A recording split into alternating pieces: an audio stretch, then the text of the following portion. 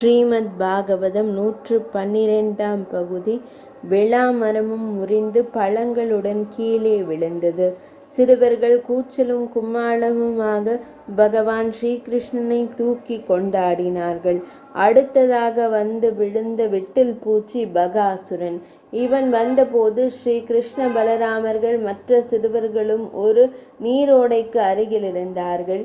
கன்றுகளுக்கு தண்ணீர் காட்டவும் தாங்களும் தாகத்திற்கு நீர் அருந்துவதற்காகவும் அவர்கள் நீரோடைக்கு வந்திருந்தார்கள். கன்றுகள் நீர் பருக தாங்களும் நீர் அருந்தி களைப்பை போக்கிக் கொண்டார்கள்.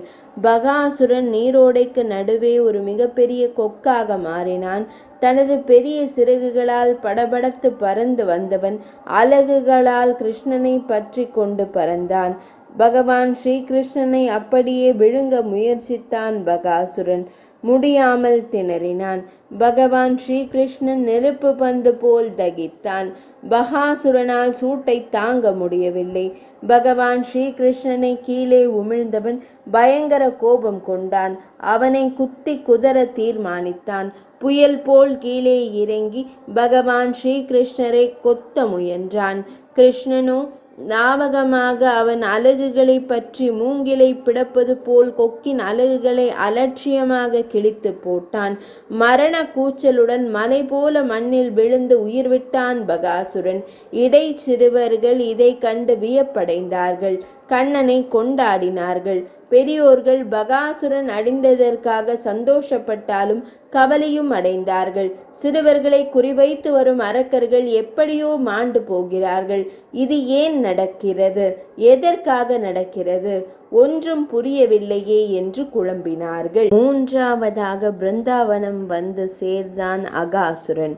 பகவான் ஸ்ரீகிருஷ்ணரால் வதம் செய்யப்பட்ட பூதனைக்கும் பகாசுரனுக்கும் தம்பி இவன்.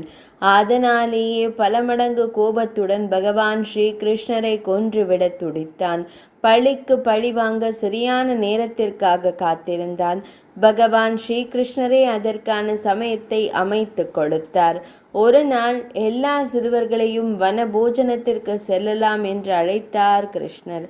உற்சாகமடைந்த சிறுவர்கள் விதவிதமான கட்டுச்சோறு பலவிதமான பலகாரங்களை எடுத்துக்கொண்டு உல்லாசமாக பொழுதுபோக்க வனத்திற்கு புறப்பட்டார்கள்.